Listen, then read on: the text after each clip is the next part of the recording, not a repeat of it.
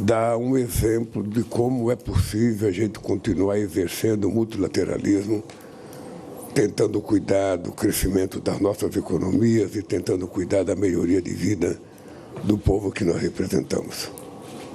Essa reunião de hoje, ela é o fim da minha presidência e o começo da presidência do Santiago Peña, presidente do Paraguai, que eu espero que tenhamos 6 meses de uma boa colheita, de bons frutos, de bons acordos internacionais. Eu posso dizer para vocês que o mundo está ávido a fazer acordo com o Mercosul. Tem muitos países querendo fazer acordo com o Mercosul e nós certamente vamos conseguir, nesse período, fazer os acordos que não foram possíveis de realizar na minha presidência. Então, eu quero passar a palavra ao companheiro Mauro Vieira para fazer um breve relato dos trabalhos desses últimos 6 meses e aí nós começaremos a nossa reunião. Muito obrigado, presidente Lula. Senhores chefes de Estado dos Estados-partes do Mercosul e dos Estados associados, é com muita satisfação que faço esse relato dos 6 meses da presidência pro-tempore brasileira. Durante esse período, buscamos promover uma agenda que reforce o papel do Mercosul como instrumento de desenvolvimento, prosperidade e inserção internacional competitiva de nossos Estados-membros, num cenário global marcado por incertezas crescentes. Trabalhamos para consolidar nossa união aduaneira por meio do fortalecimento da nossa política tarifária, fundamental para a robustez das nossas cadeias produtivas e para a qualidade da atividade industrial e dos empregos por ela gerados. Trabalhamos pela unidade do Mercosul na frente externa, em momento de proliferação de medidas unilaterais que fragilizam o comércio internacional.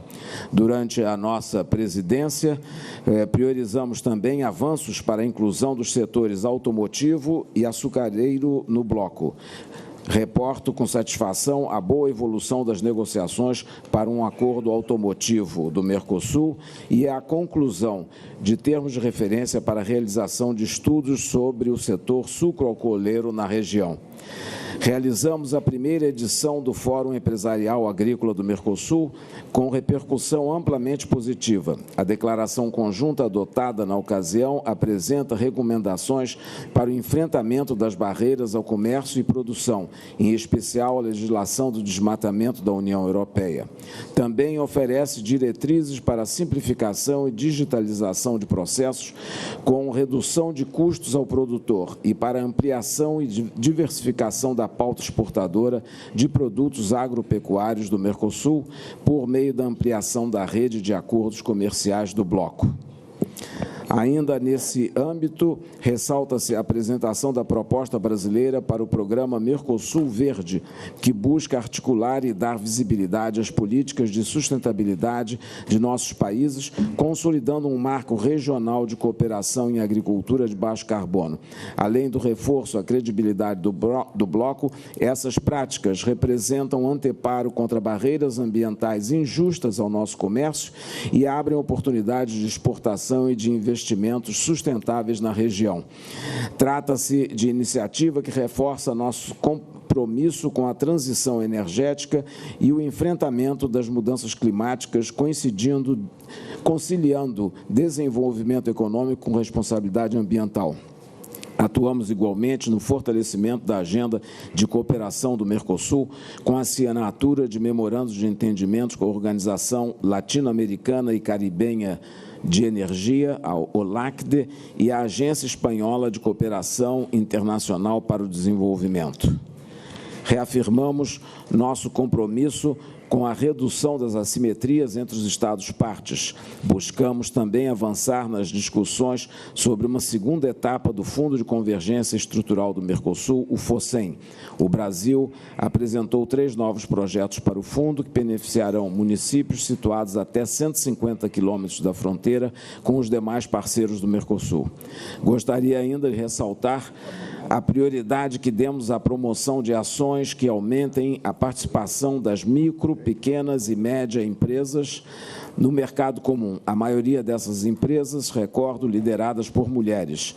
Novas iniciativas foram discutidas em áreas como ambiente empresarial, intercâmbio de boas práticas para as pequenas e médias empresas, transformação digital, sustentabilidade, integração produtiva regional e acesso a financiamento e a novos mercados. No que diz respeito aos nossos parceiros sul-americanos, a presidência pro tempore do Brasil deu continuidade ao processo de aperfeiçoamento dos acordos comerciais do bloco com o Chile e a Colômbia. Com o lado chileno, acabamos de concluir a terceira reunião da Comissão Administradora do Acordo de Livre Comércio Brasil-Chile, celebrando êxitos dos quase 4 anos de vigência desse acordo comercial, que inclui importantes capítulos como comércio e gênero, comércio e meio ambiente, micro, pequenas e médias empresas, telecomunicações, comércio eletrônico, entre outros. Com a Colômbia, no âmbito do ACE 72, Mercosul-Colômbia, prosseguimos com a atualização do regime de origem, a discussão para um regime definitivo de solução de controvérsias e a atualização da nomenclatura tarifária do acordo.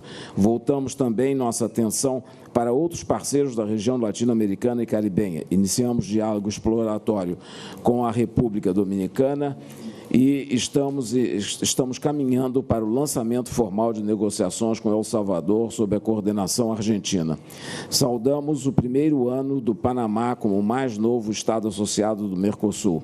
A participação do presidente Mulino e dos seus ministros nessa cúpula, além do ativo envolvimento da delegação panamenha em diferentes reuniões do Mercosul, demonstra a clara sintonia entre o Panamá e nosso bloco para fortalecer a integração regional. Passo, por fim, aos resultados da agenda das negociações extra-regionais da presidência brasileira, que fazem prova do renovado vigor da atuação externa do Mercosul. Em setembro, assinamos o Acordo de Livre Comércio Mercosul-EFTA, que envolve um mercado de aproximadamente 290 milhões de habitantes e um PIB de cerca de 4,4 trilhões de dólares. Esperamos poder assinar o acordo com a União Europeia após mais de 2 décadas de negociação. Com ambos, esperamos não só ganhar acesso facilitado ao vasto mercado europeu, mas também integrar nossas empresas às cadeias europeias de valor e atrair importantes fluxos de investimentos daquele continente. A presidência pro tempore brasileira também envidou esforços para a conclusão das negociações do Acordo de Parceria Econômica Abrangente Mercosul-Emirados Árabes, lançadas em 2024. Seguimos empenhados em fechar um pacote final o mais breve possível. Em outubro último, relançamos as negociações com o Canadá. Há expectativa de ambas as partes em que as negociações se concluam ainda em 2026. Com a Índia, iniciamos tratativas para expansão do Acordo de Comércio Preferencial. Trata-se de uma ampliação necessária, uma vez que nosso atual acordo cobre somente 450 linhas tarifárias de cada parte. Também buscamos avançar no diálogo com o Japão. É com satisfação que celebro a adoção do texto do Marco de Parceria Estratégica entre o Mercosul e o Japão, que abre margem para nossas equipes discutirem um futuro acordo de livre comércio. Ainda sobre a abertura de novas frentes negociadoras, merece destaque o Vietnã, importante parceiro econômico para o Mercosul. Assinamos nesta cúpula declaração conjunta para o lançamento das negociações de acordos de comércio preferencial com o Vietnã, o que aumentará o acesso do Mercosul a essa importante economia do Sudeste Asiático. A presidência brasileira também buscou realizar reuniões de todas as instâncias do Mercosul dedicadas aos direitos das minorias e à proteção social dos nossos cidadãos. Realizamos reuniões ministeriais nas áreas de justiça e segurança, educação, minas e energia, turismo, trabalho, gestão integral de riscos de desastres e desenvolvimento social. E também promovemos encontros de altas autoridades relativas a mulheres, indígenas, pessoas afrodescendentes, pessoas idosas, pessoas com deficiências, crianças e adolescentes e pessoas LGBTI. Outra conquista relevante foi a adoção da estratégia do Mercosul contra o crime organizado transnacional, que norteará o trabalho das autoridades competentes na prevenção, investigação e na repressão do crime organizado transnacional, com base em ações de inteligência e nas sinergias existentes entre nossos países. No âmbito da estratégia, foi criada a Comissão do Mercosul contra o crime organizado transnacional, que reunirá pela primeira vez representantes de todos os órgãos encarregados de combater o crime: Ministério da Justiça, da Segurança Pública e do Interior, ministérios públicos, especialistas em lavagem de dinheiro e recuperação de ativos e agências policiais. Estamos convencidos de que daremos um salto qualitativo em nossa segurança pública, que se fará sentir no dia a dia dos nossos cidadãos. Logramos avanços palpáveis nas áreas de saúde, com os acordos sobre doação de órgãos, alimentação saudável e prevenção de doenças não transmissíveis, e da educação, com a prorrogação do programa de escolas interculturais de fronteira. Em todos esses fóruns, contamos com a importante participação dos Estados associados, cuja presença torna nosso bloco mais forte e efetivo. Como determina a normativa do Mercosul, o Brasil, no exercício da presidência pro tempore, organizou a reunião da Cúpula Social do Mercosul em 18 de dezembro. Nos termos da decisão 56/12 do Conselho do Mercado Comum, a cúpula social deve ocorrer com periodicidade semestral. A cúpula social constitui uma oportunidade ímpar para a interação com os movimentos sociais dos Estados partes e associados. Não posso deixar de mencionar a adoção da Declaração Especial sobre a proteção da infância e adolescência no ambiente digital, que será submetida à assinatura de Vossas Excelências. Fruto de importantes discussões sobre a governança ética e responsável da esfera digital, a declaração visa a resguardar os mais vulneráveis diante das ameaças do ambiente virtual. Em síntese, buscamos realizar uma presidência pro tempore dinâmica que buscasse aprofundar nossa união aduaneira, ao mesmo tempo em que expandia os horizontes do bloco para várias partes do mundo. A presidência pro tempore do Brasil, que tampouco descuidasse de nossos cidadãos, com iniciativas voltadas à segurança, prioridade em vários de nossos estados, direitos humanos, temas sociais, entre outros. Estamos confiantes que os alicerces construídos durante esse período abrirão caminho para um futuro ainda mais promissor para o Mercosul. Muito obrigado, presidente. Muito bem.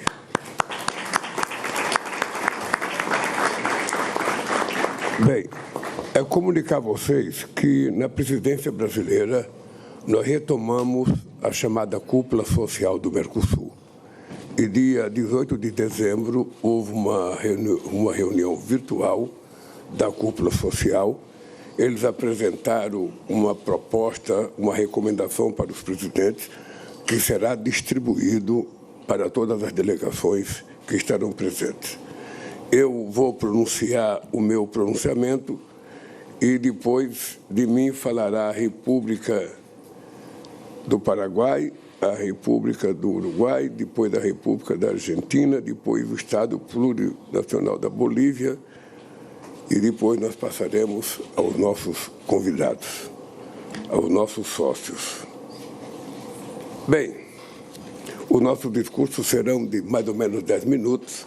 Se alguém falar 10h30 não tem problema, se falar 9h30 não tem problema, não haverá corte da palavra aqui, ou seja, o que não pode é faltar energia, ô Enio.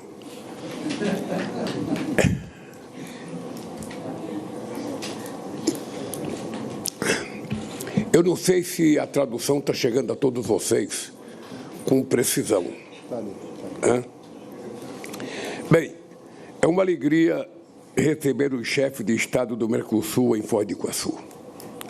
Nosso bloco dá as boas-vindas ao presidente Rodrigo Paz da Bolívia, na pessoa do chanceler Fernando Aramayo.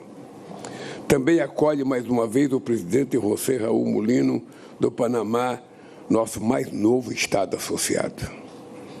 Esta cidade é especial. Foi aqui que há 40 anos os presidentes José Sarney e Raul Alfonsin inauguraram 2 pontes. A primeira foi a ponte da Fraternidade que liga Foz do Iguaçu a Porto Iguaçu. A segunda foi a Declaração de Iguaçu, que lançou as bases para a criação do Mercosul. Em um mundo em que erguer muros parece mais fácil do que construir pontes, esse exemplo merece ser lembrado.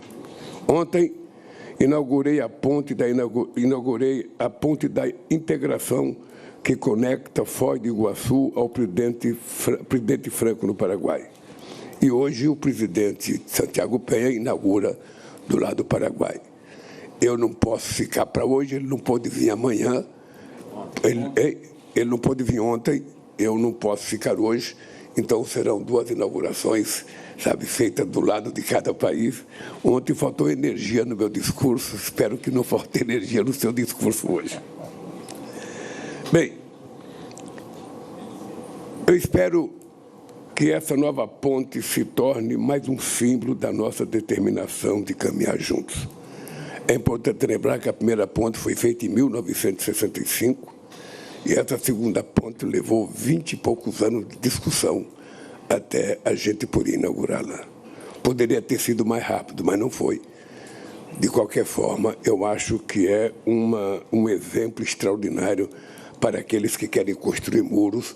Nós estamos dando o exemplo de que construir ponte para passar mercadoria e para o povo dos países transitar livremente é um exemplo de que a liberdade de ir e vir tem que ser assegurada e as fronteiras não podem ser proibitivas.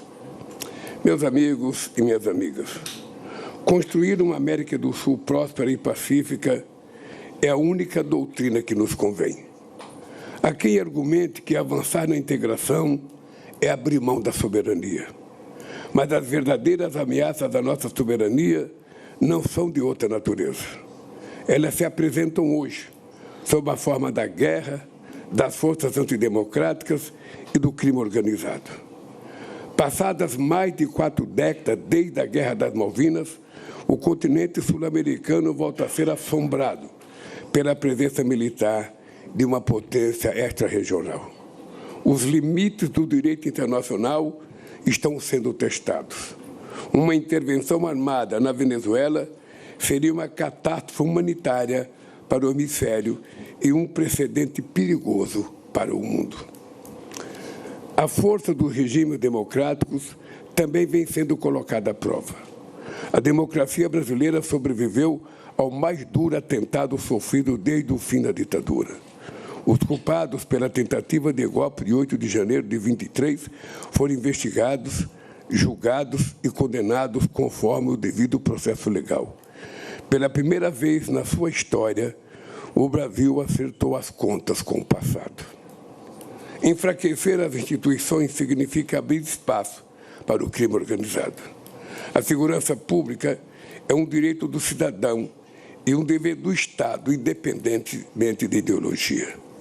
O Mercosul demonstrou disposição de enfrentar as redes criminosas de forma conjunta. Há mais de uma década, criamos uma instância de autoridades especializadas em políticas contra as drogas. Neste semestre, assinamos um acordo contra o tráfico de pessoas.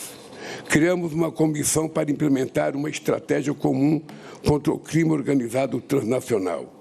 Instituímos um grupo de trabalho especializado sobre recuperação de ativos a fim de asfixiar as fontes de financiamento de atividades ilícitas.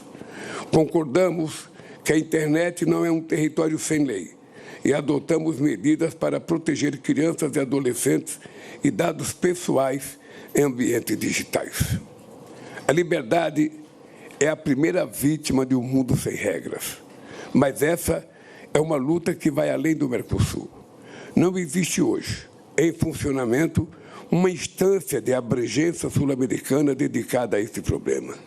Por isso, em consulta com o Uruguai, o Brasil pretende propor a convocação de uma reunião de ministros da Justiça e de Segurança Pública do Consenso de Brasília para discutir como fortalecer a cooperação sul-americana no combate ao crime organizado.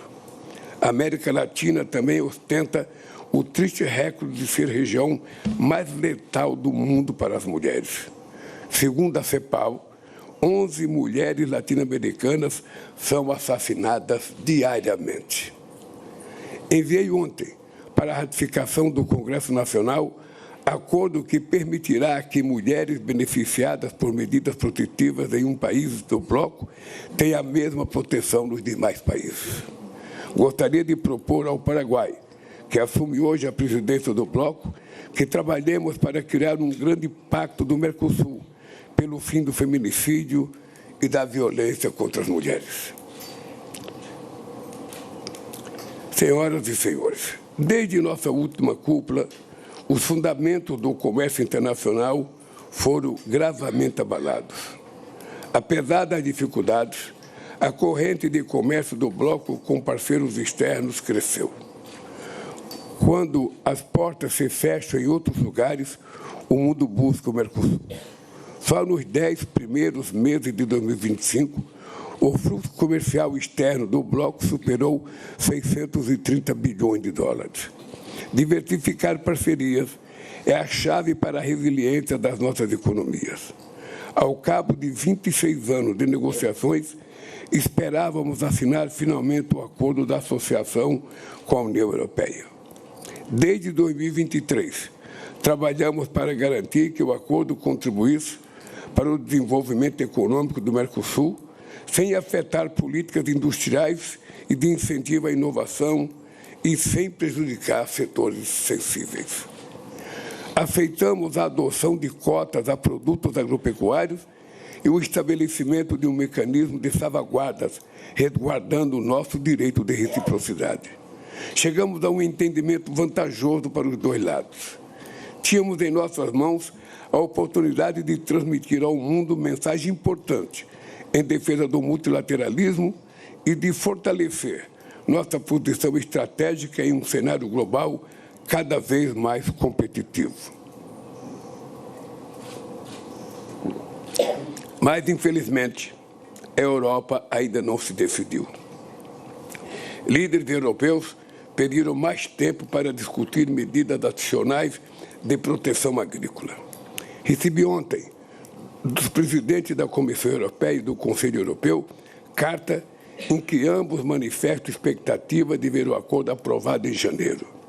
Sem vontade política e coragem dos dirigentes, não será possível concluir uma negociação que já arrasta por 26 anos.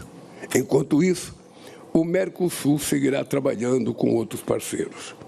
Em setembro, firmamos o acordo com a Associação Europeia de Livre Comércio, a EFTA, um conjunto de países que somam um PIB de quase $1,5 trilhão de dólares.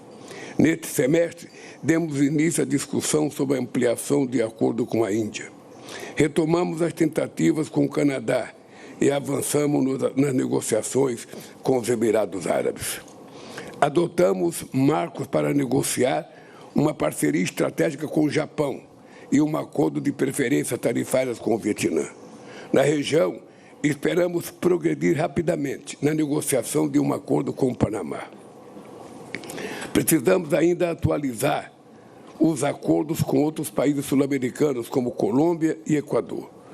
O comércio intrarregional na América do Sul está muito aquém do seu potencial.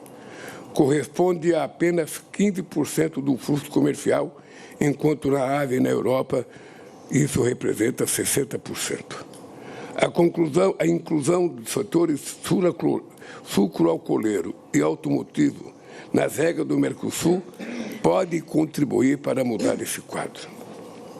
A América do Sul pode ocupar a vanguarda da transição energética. Temos importantes reservas de minérios críticos, vasto potencial hídrico, solar e eólico, além de uma experiência consolidada na área de biocombustíveis.